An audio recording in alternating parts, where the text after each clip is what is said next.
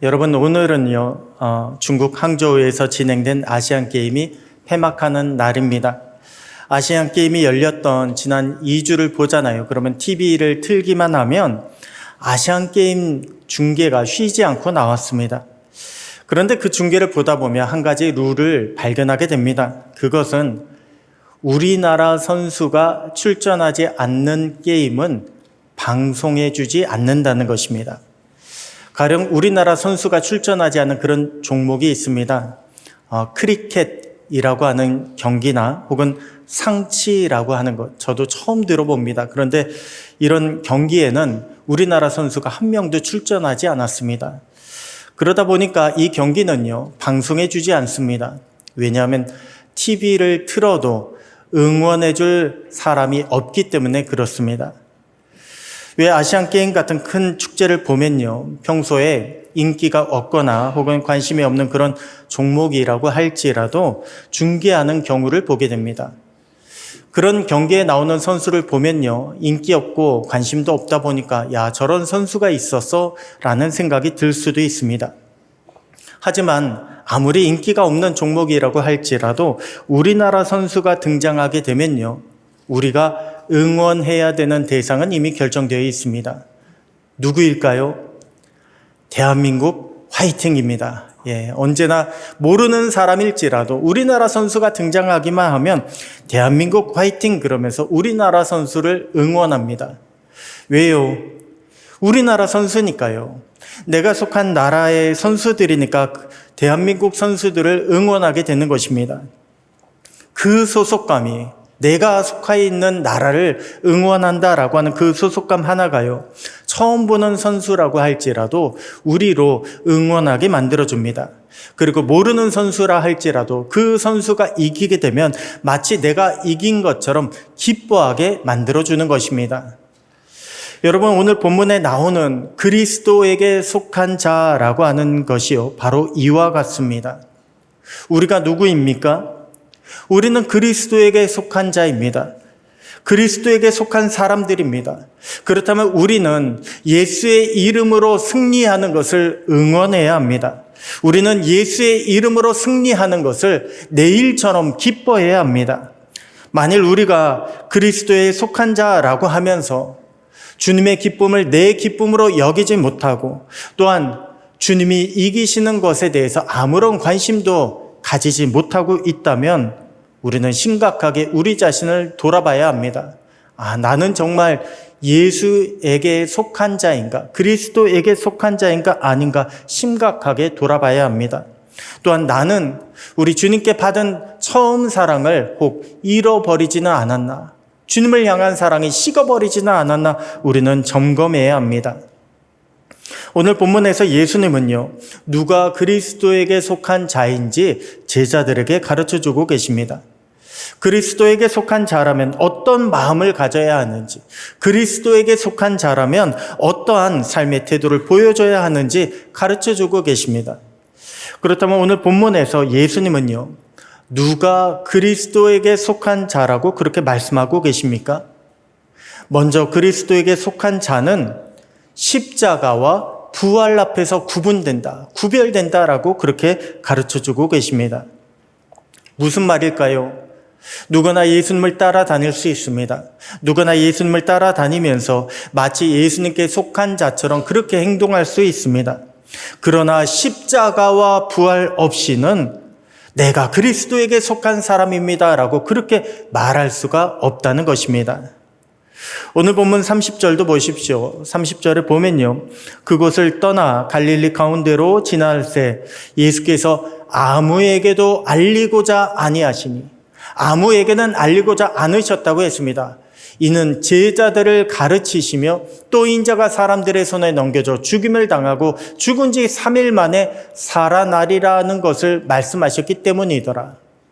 여기 보면 아무에게 나와 제자가 구분되어 있지 않습니까? 예수님은 무리에게 가르쳐 주지 않으시고 제자들에게만 가르쳐 주신 것이 하나 있습니다. 바로 예수님의 죽음, 십자가, 그리고 3일 만에 살아나는 부활은 다른 사람들 아무에게는 가르쳐 주지 않으시고 오직 예수님의 제자들에게만 가르쳐 주셨습니다. 여러분, 예수님은요, 제자들을 직접 선택하셨지만 지금까지 한 번도 뭔가 특별하게 무리들과 제자들을 따로 차별하신 적이 없으셨습니다. 예수님은 제자들에게만 가르치신 것이 아닙니다. 무리들에게도 가르치셨습니다. 예수님은 제자들에게만 복음을 전하신 것이 아닙니다. 무리들에게도 똑같이 하나님 나라의 복음을 전하셨습니다. 여러분, 예수님의 제자들만 뭔가 특별한 권능을, 능력을 예수님께 받은 것 같습니까? 아니요, 그렇지 않습니다. 잠시 뒤에 나오겠지만 예수님의 제자가 아닌데도 예수님의 이름으로 귀신을 내쫓은 사람이 있었다고 합니다. 한마디로 예수님의 이름은, 예수의 권세는 특정한 사람들의 전유물이 아니라는 것입니다.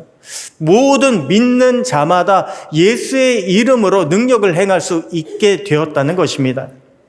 하지만 예수님도 십자가와 부활만큼은요, 사람을 구분하셨습니다. 예수님은 오직 제자들에게만 십자가와 부활을 예고하셨습니다. 아니, 예수님을 잘 안다고 해서, 예수님을 내가 많이 따라다녔다고 해서 절대 예수님은 십자가와 부활을 말씀하시지 않으셨습니다. 이 말은 무슨 뜻입니까? 진짜 예수님께 속한 사람은 십자가와 부활 없이는 예수님께 속할 수가 없게 된다는 것입니다.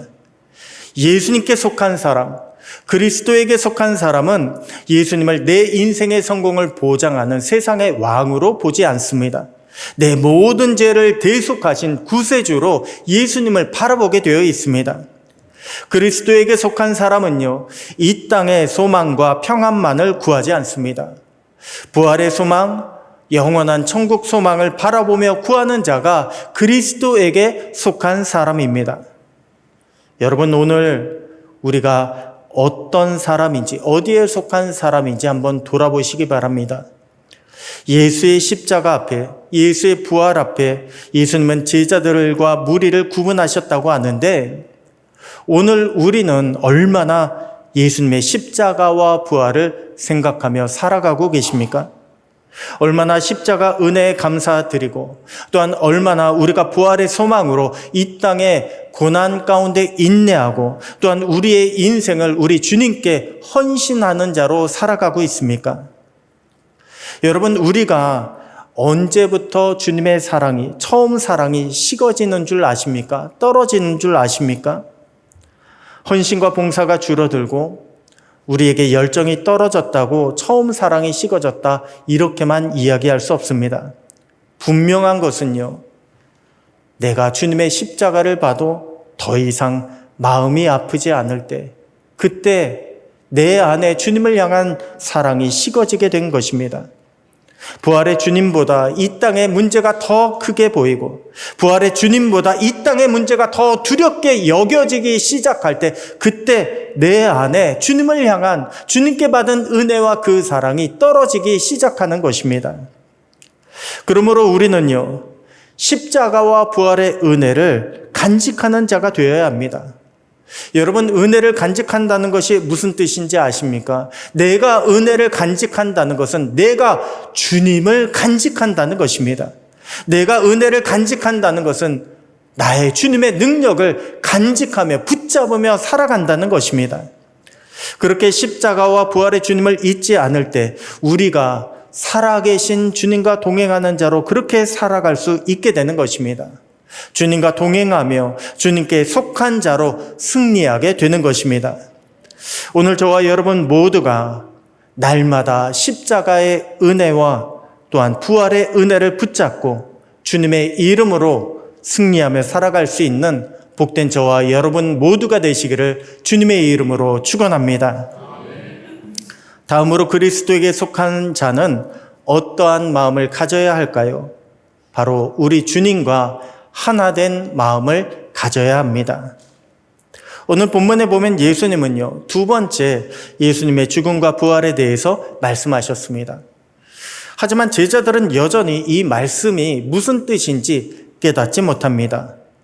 아니, 이토록 많은 사람들이 예수님을 따라다니고 또한 많은 사람들이 예수님을 왕으로 추대하려고 하는데 어떻게 예수님께서 사람들 손에 넘겨지고 죽임을 당하고, 아니 게다가 3일 만에 살아나신다고 하니 이것이 도대체 무슨 뜻이냐? 도무지 제자들은요 이해하지 못합니다.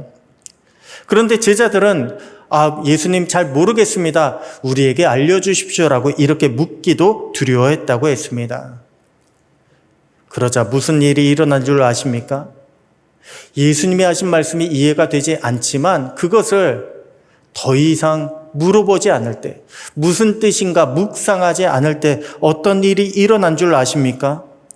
다시 제자들은요, 말씀보다 자신들의 관심사에 집중하기 시작합니다. 예수님이 왕이 되시면 누가 큰 자리에, 더 큰 자리에 올라서게 될 것인가? 지금 제자들은요, 그것에 꽂혀 있습니다. 누가 더 큰 자리에 올라설 것인가? 십자가와 부활의 말씀을 뒤로 하고 그것을 놓고서 서로가 쟁론하기 시작합니다. 말다툼을 벌이기 시작합니다.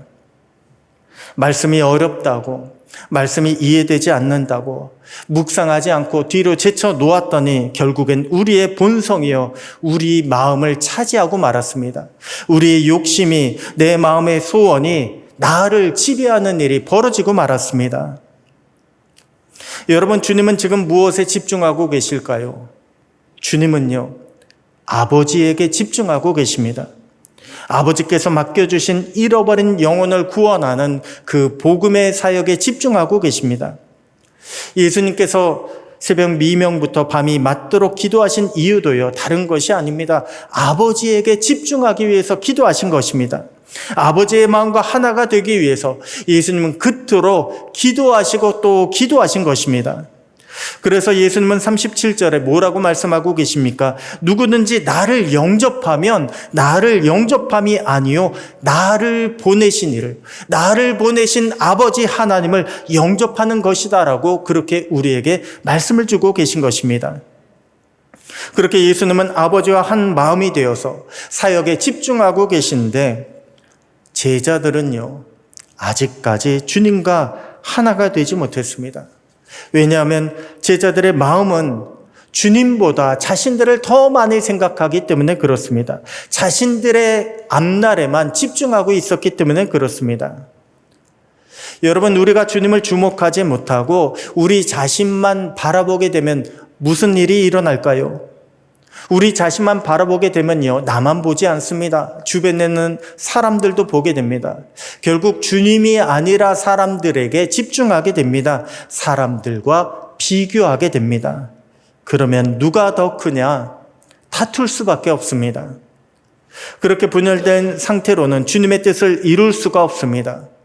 그리스도에게 속한 자로서 주님의 뜻을 가져올 수가 없습니다. 주님의 기쁨으로 살아갈 수가 없습니다.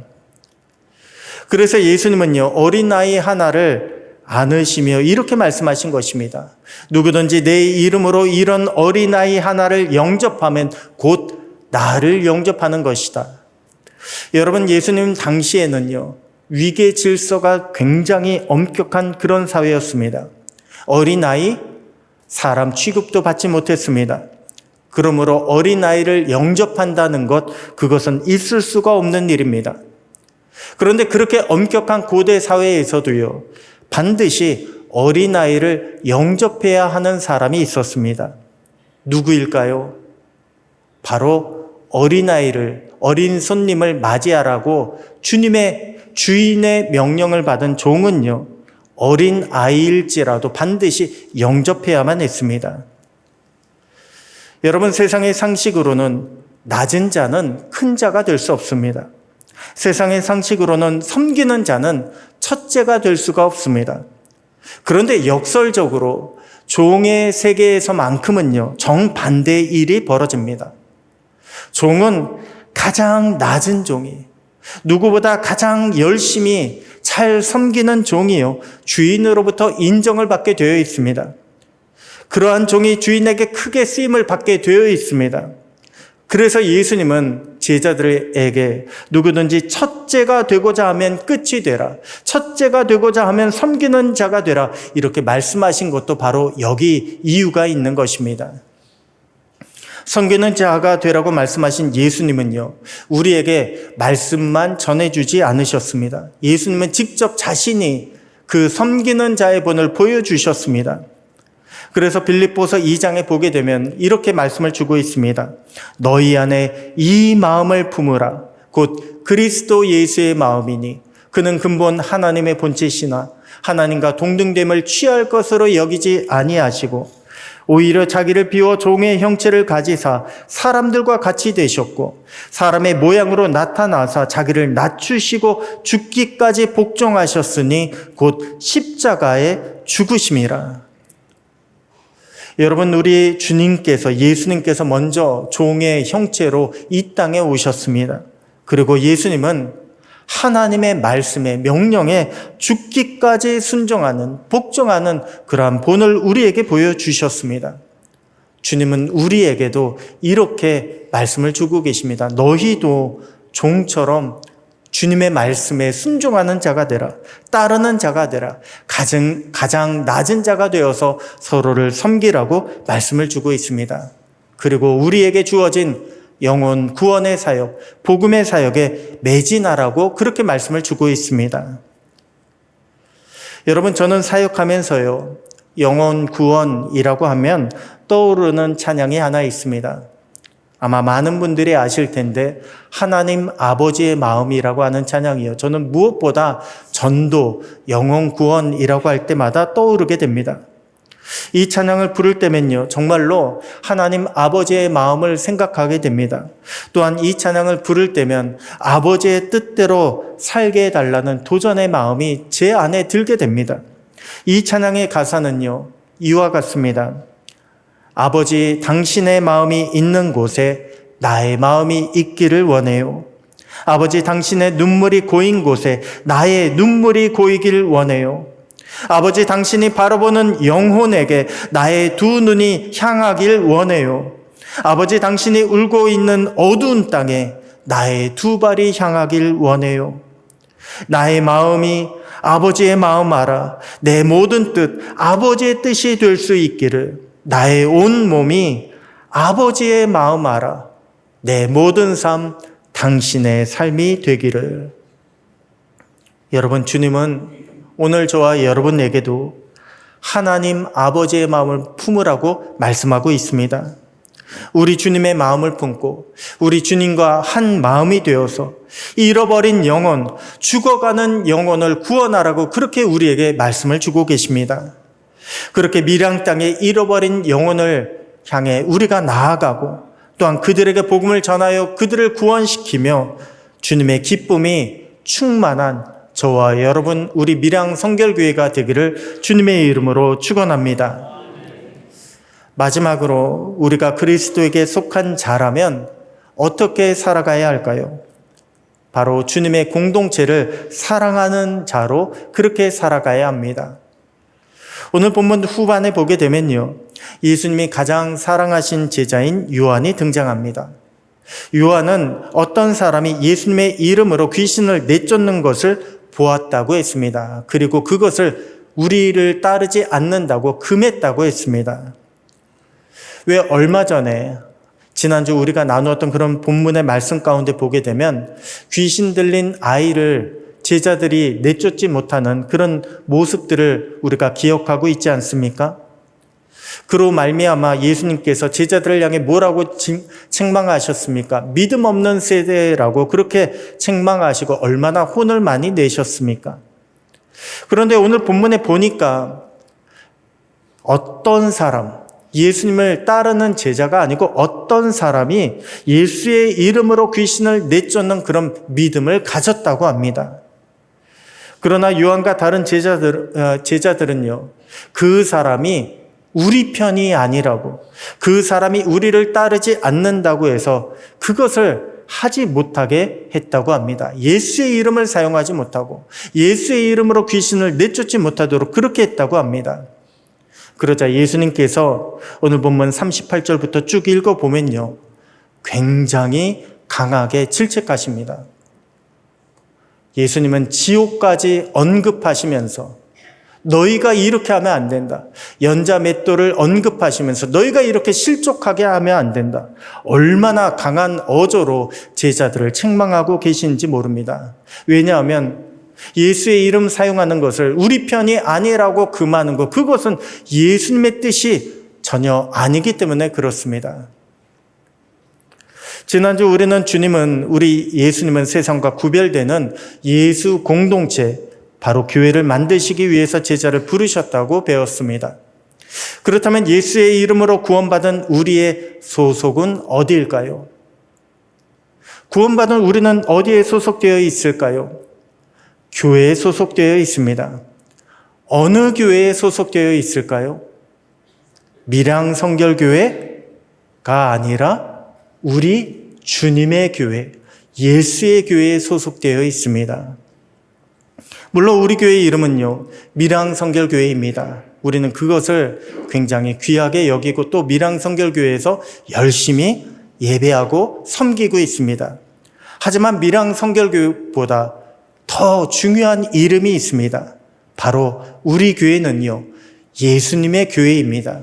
우리 교회는 우리 주님의 교회입니다. 우리는 나아가서 밀양성결교회만이 아니라 우리 주님의 교회, 예수님의 교회를 우리는 전해야 되는 사명이 있습니다. 우리가 살고 있는 이 밀양 땅에는 약 100여 개의 교회가 있습니다.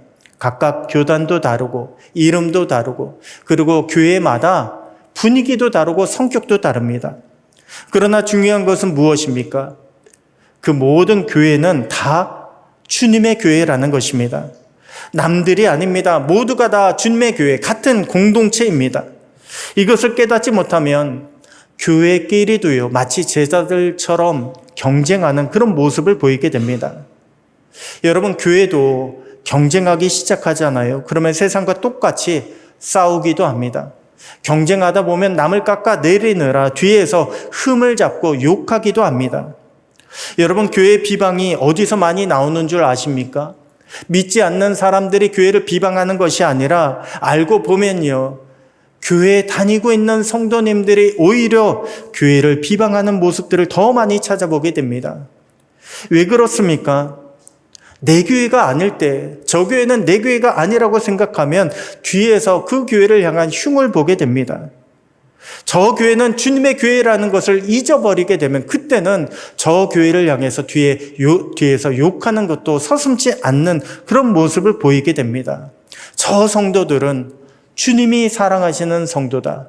우리는 그것을 잊어버리게 될 때 그때 세상 사람들과 마찬가지의 모습을 보이게 된다는 것입니다.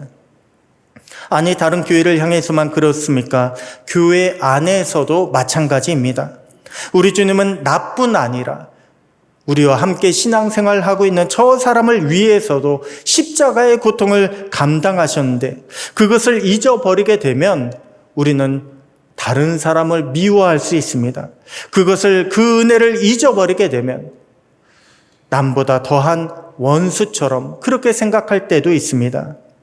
그래서 주님은 오늘 본문 50절에, 마지막 50절에 뭐라고 말씀하고 있습니까? 소금은 좋은 것이로되 만일 소금이 그 맛을 잃으면 무엇으로 이를 짜게 하리요? 너희 속에 소금을 두고 서로 화목하라 하시니라. 여러분, 오늘 본문 50절에 너희 속에라고 하는 이 표현을 주목하시기 바랍니다.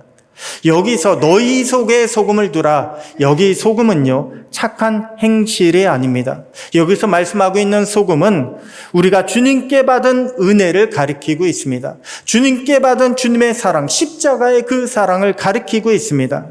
우리가 십자가의 사랑을 잃어버리면 우리는 맛을 잃어버린 소금이나 마찬가지라는 것입니다. 그러므로 형제도 맛을 잃어버리게 되면 형제도 미워하게 됩니다. 맛을 잃어버리게 되면 형제를 용서하지 않게 됩니다. 그러나 주님은 우리에게 너희가 이것을 잃어버리지 않도록, 주님의 은혜, 주님께 받은 그 사랑을 잃어버리지 않도록 너희 속에 소금을 두고 서로 화목하라 라고 말씀을 주고 계신 것입니다. 여러분, 주변에 아직도 용서가 안 되시는 분이 계십니까? 주님이 내게 먼저 베풀어 주신 십자가 사랑을 먼저 생각하시기 바랍니다. 그리고 그 사랑으로 용서하시기 바랍니다. 그 사랑으로 화목하시기 바랍니다. 만약 그분이 믿지 않는 분이라고 한다면 주님의 십자가 사랑을, 복음을 전해주시기 바랍니다. 그것이 주님이 우리에게 원하시는 소금의 역할입니다. 바로 우리 교회, 저와 여러분에게 원하시는 소금의 역할, 주님이 맡겨주신 사명인 것입니다. 이번 한 주도 이 말씀을 마음에 품고서 주님의 사랑과 또한 복음을 전할 수 있는, 실천할 수 있는 저와 여러분 모두가 되시기를 주님의 이름으로 축원합니다. 그래서 주님께 속한 자로 살아가고, 속한 자로 은혜 받고, 속한 자로 승리할 수 있는 저와 여러분 밀양 성결교회 모든 가정들이 다 되시기를 주님의 이름으로 축원합니다.